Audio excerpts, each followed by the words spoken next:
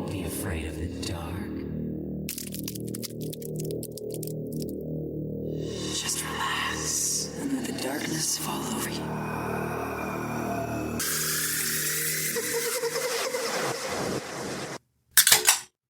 Welcome to Afraidish, a podcast where we take a deep dive into the history and paranormal while enjoying some tasty adult beverages. From ghost sightings to hauntings, urban legends and cryptids, let's get weird and afraid-ish together. Welcome to episode 41. I'm Paul. And I'm Ashley. How have we been? Tired. Yep, I'm pretty exhausted. Yeah. Oh, man. These last few months have been kicking my ass. Yeah. It sucks. Have we recorded? Yeah. Since you had COVID? Yeah, 2 weeks ago. Okay. Ah, man. I feel a lot better, though. Yeah? Than I did before. I still have a cough since December. Yeah. That sucks. So, let's go ahead and get into this so we can go to bed. Yes, please. Because we always record on Saturday night and kind of late, and Ashley has work on Sunday. Mm-hmm. So, yeah. It's a long day, which is great, but also I had a long day today, and I'm pooped. Yeah. All right. And you had a long day today, too. I did. Yeah. All right, what are we drinking?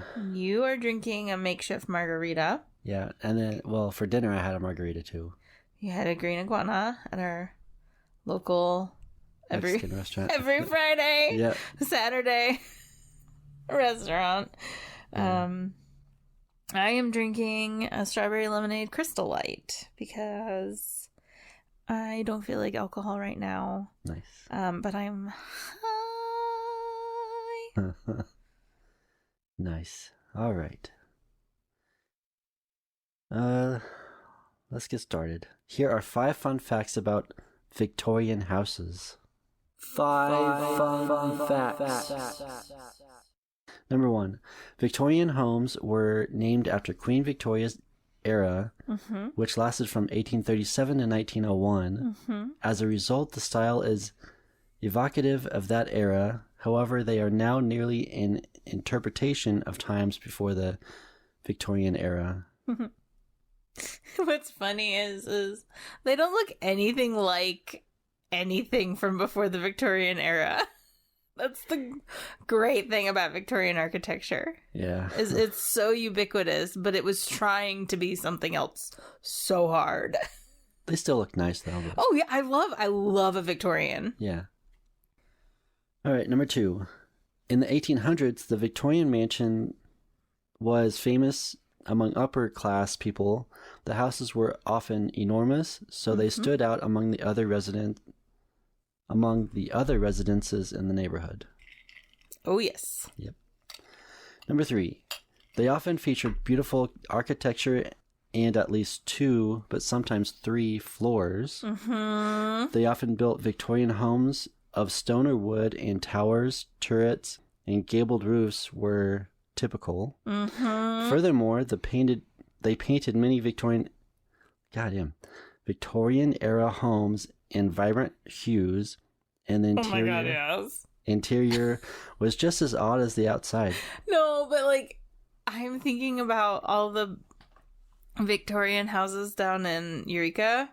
Oh man, yeah. I love them so much. They're so colorful and Yeah, I want one so bad. so cute, yeah. Or on Historic Walnut Street too. There's a few houses down on Walnut that I just drool over. Yeah, there's a lot going up to the Crescent Hotel along that windy. Well, yes, in Eureka, and also here in Springfield on Walnut Street. Yeah. Okay. Sorry. Got it. All right, number 4. For a grander 3-storied home, each story would have a set of rooms reserved for specific functions. The top floor typically housed the servants' quarters and the children's rooms with a nursery. The second floor would include the primary bedroom and the second bathroom. On the first floor, you'll find the drawing room or parlor, a receiving room for guests and visitors. The basement, cellar, or sometimes the back of the first floor would house the scullery, where the cleaning would occur. This room would accommodate a big copper pot for boiling clothes and other cleaning equipment. Mm-hmm.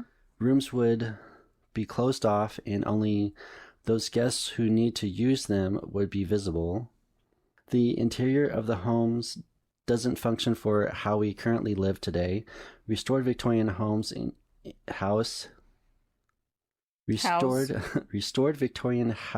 interiors will be opened more to account for our open plan and more interactive living. So yeah, it's pretty cool how when they renovate Victorian homes, they open them up like for modern use. Mm-hmm. I mean, you would hope so. Yeah. I don't know too many people who want to do their laundry in a copper. Yeah.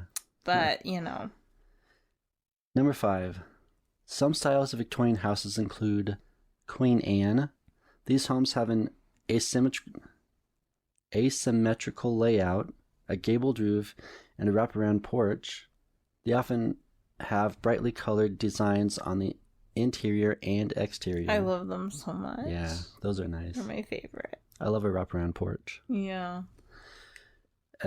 Italianate. Is it Italianate or Italianate? I would say Italianate.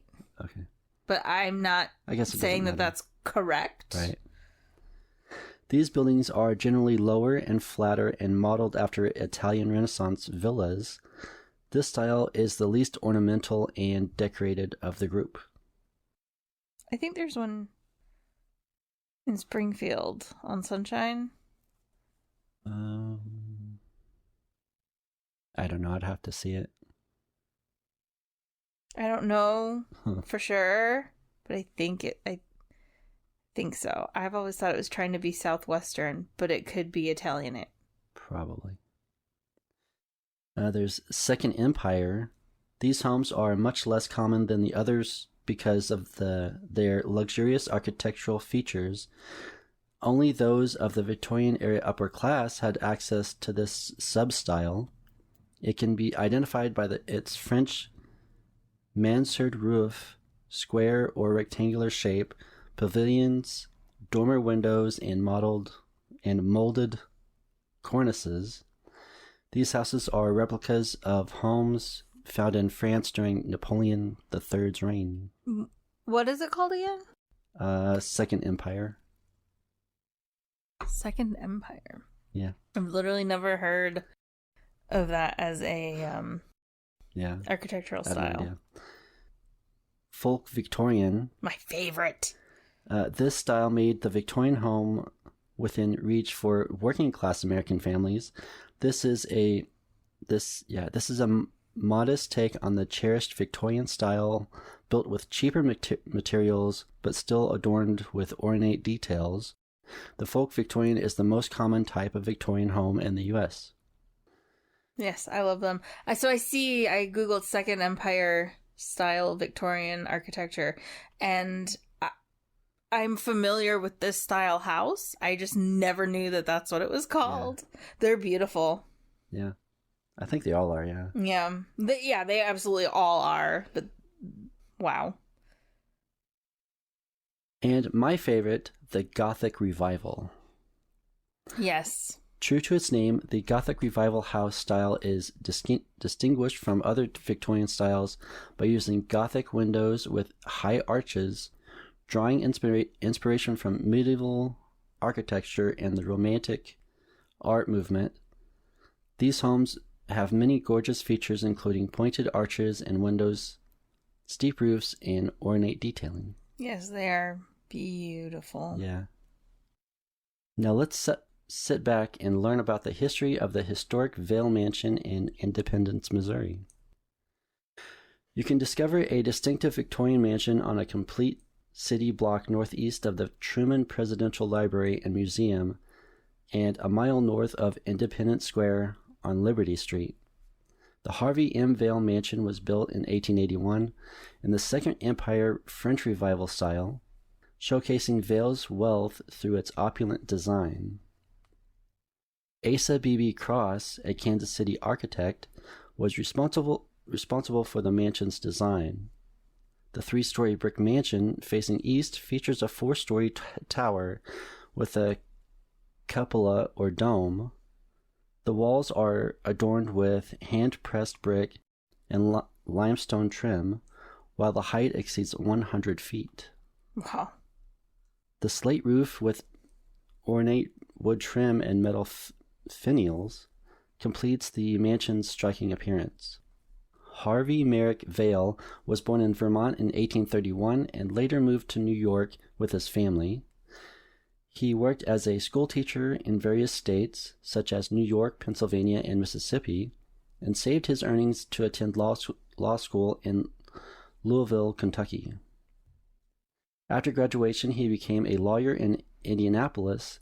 As an ardent supporter of the Republican Party and Abraham Lincoln, Vaile dedicated himself to the anti-slavery movement. Besides his legal practice, he contributed opinion pieces to the Indianapolis Journal and the Evening Standard.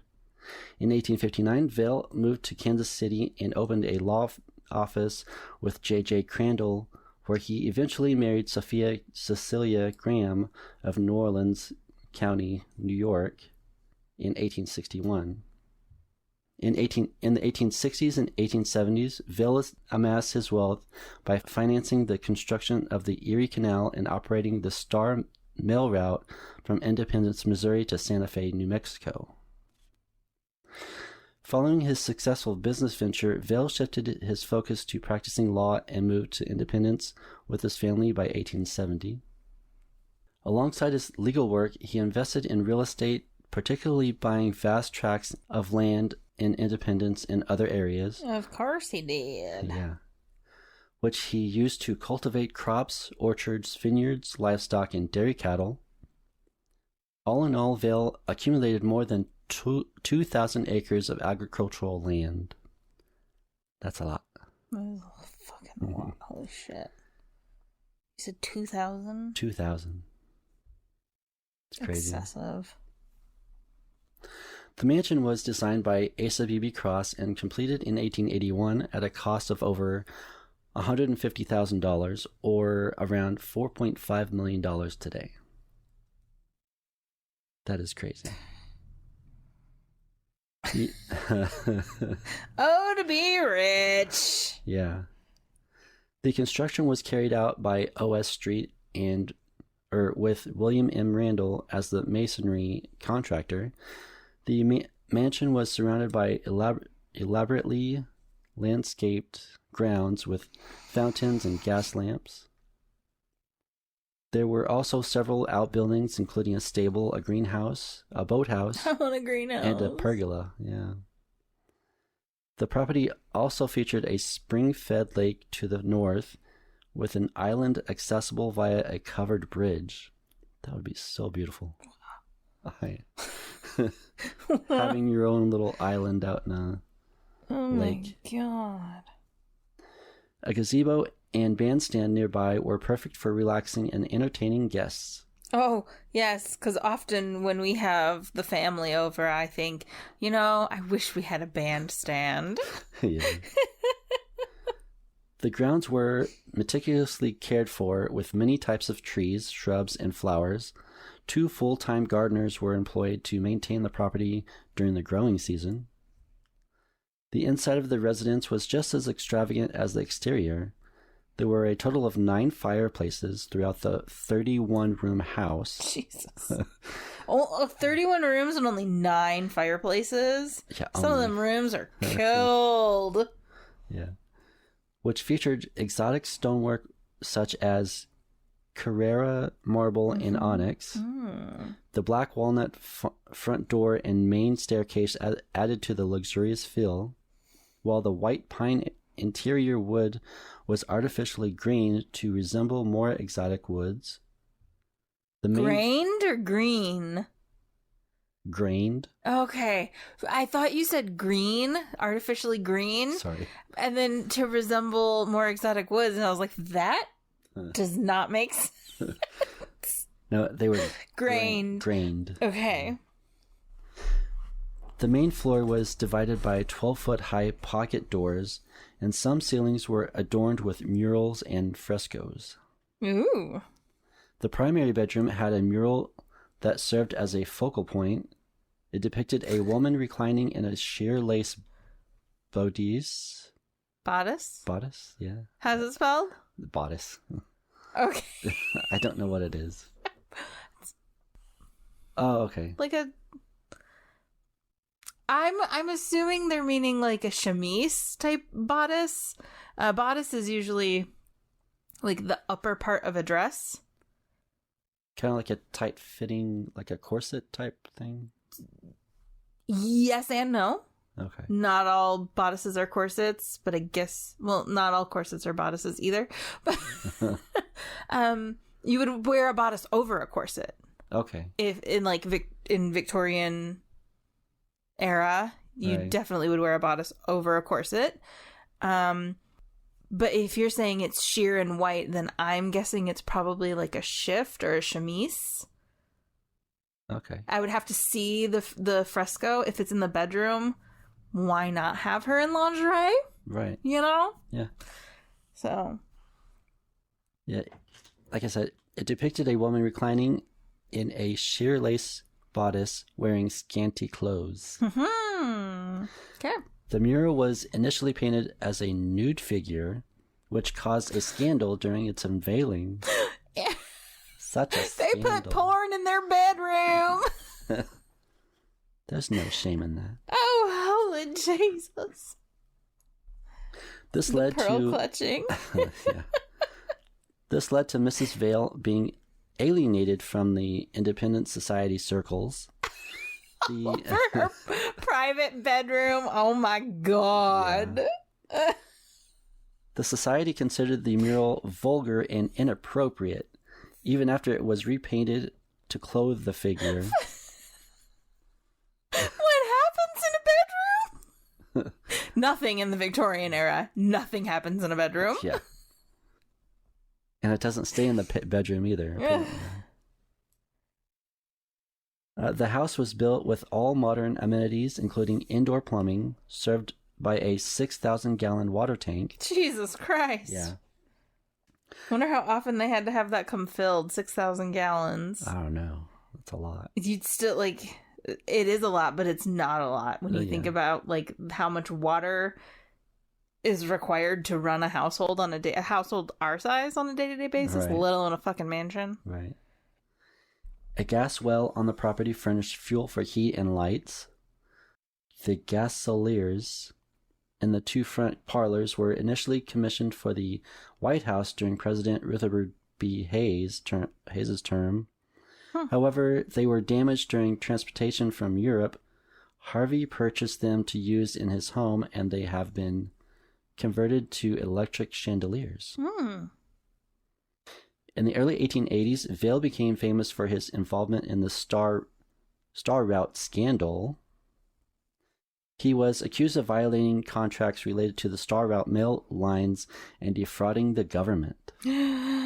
No, a rich man. But guess what happens? Because he's rich. He bails himself out. Pays off somebody and charges dropped. Vaile underwent 2 trials, the first in 1882 and the second in 1883.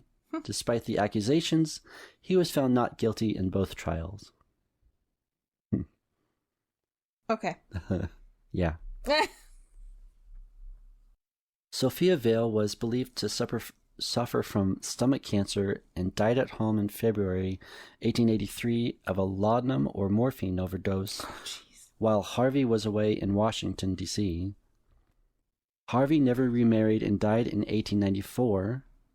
Harvey and Sophia are interred in a mausoleum in Woodlawn Cemetery built by Asa Cross to match the mansion. It's pretty wild.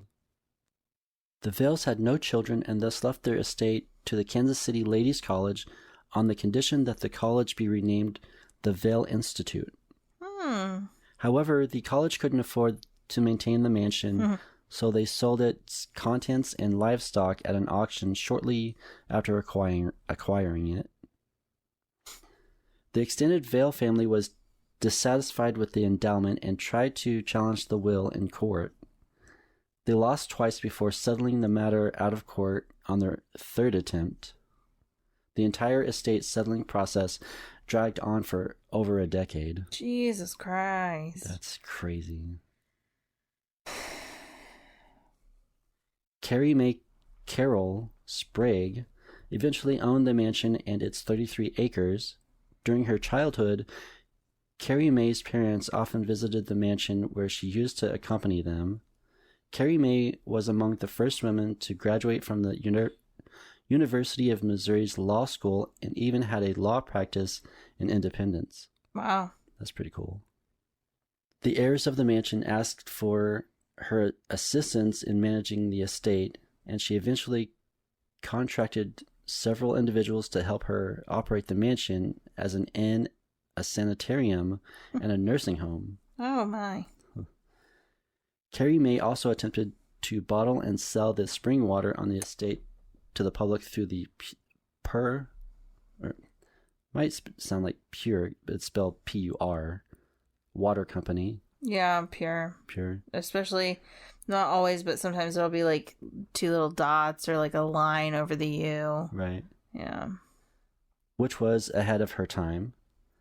Carrie May owned and lived in the mansion until she died in 1960. The Vaile Mansion was at risk of being destroyed due to its poor condition.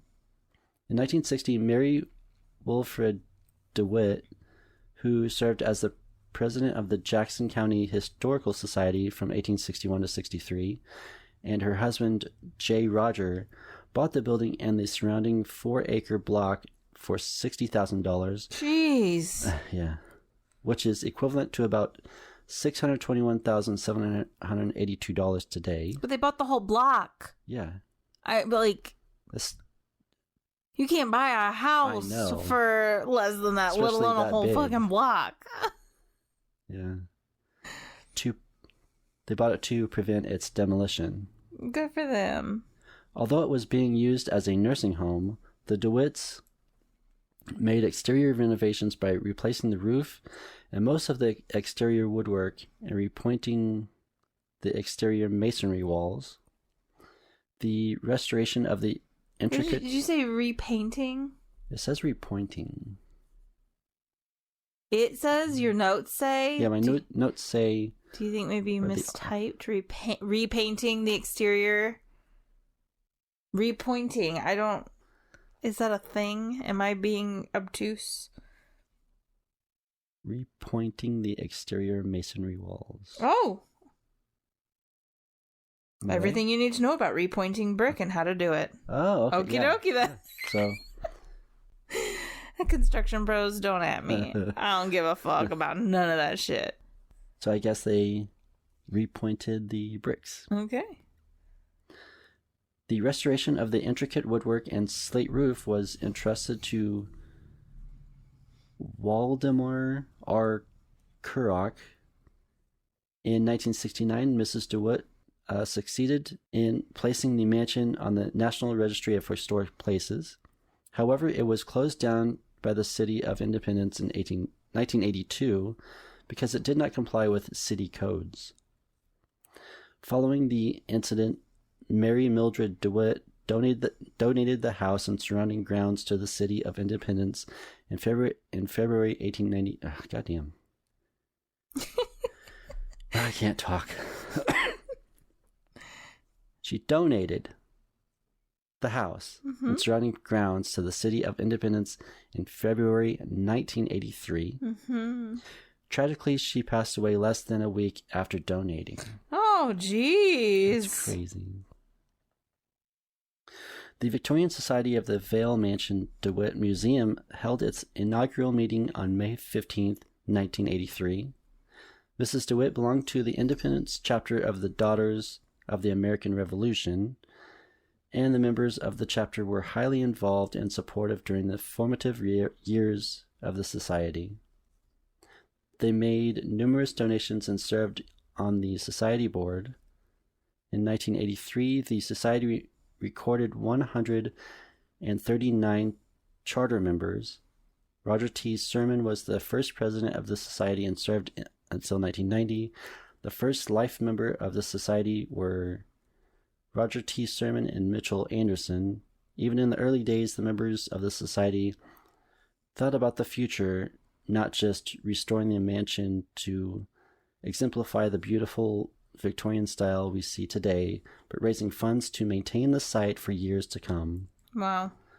The life membership funds were earmarked for an endowment fund to secure the society's future. Shortly after the formation of the society, they started offering regular tours to visitors during the extensive renovations. Society members and city volunteers guided these tours. The first exhibit at the museum featured an assortment of items from the Dickens Museum in London. Later, unused items from the Kansas City Museum were also included in the exhibits. Society members spent the next 2 decades researching the mansion's original paint colors and design details in depth.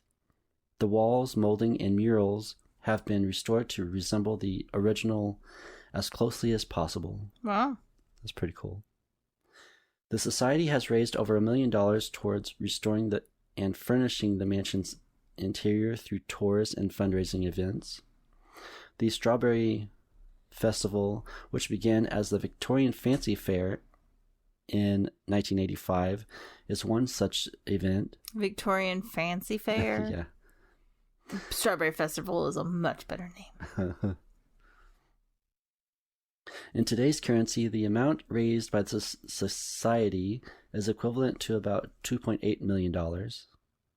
The interior restoration project was made possible by the generous contributions of many friends of the DeWitts and historical preservation supporters in the area. They donated antiques, time, and expertise toward the project. Anyone interested can find a detailed list of the original mansion items sold at auction. The society acquires new acquisitions that match the list to replace pieces that may need to be more authentic. Nice. The Vaile Mansion's grounds were officially recognized as a Level 1 arboretum by the ArbNet Arboretum Program and the Modern Arboretum in April 2017. Don't know what that is. Something to do with trees. Probably. This designation made it one of only 2 properties in the country at that time that combined a historic mansion with a Level 1 arboretum. See, this is the difference between you and me, and this is why I can't do research. Because I will literally I'll be doing my research, and then I'll come across what's an arboretum?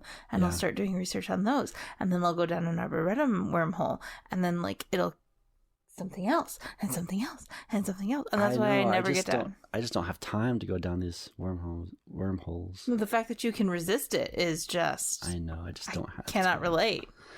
I know.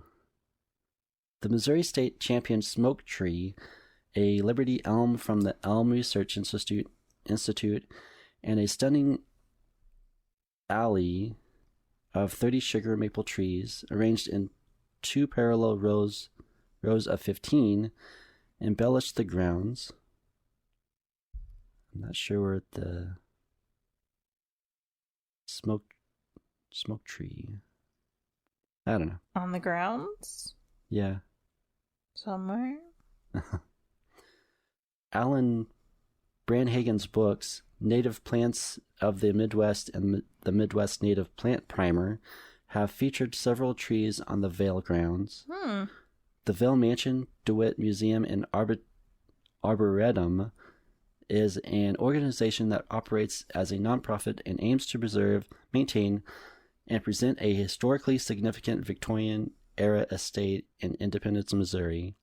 The organization is dedicated to comprehensively interpreting the Vaile Mansion's architecture, interiors, landscape, and cultural history to ensure that this unique local landmark remains enjoyable for generations.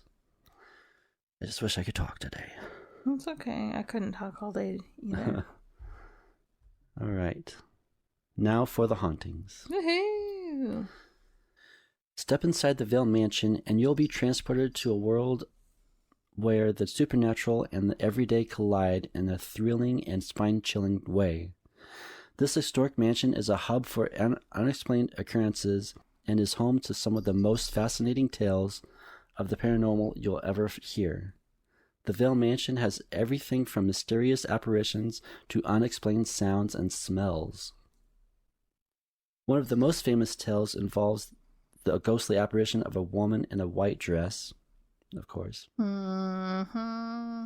Visitors and staff members have reported seeing her wandering the halls or standing near windows. Mm-hmm. Her presence both eerie and captivating.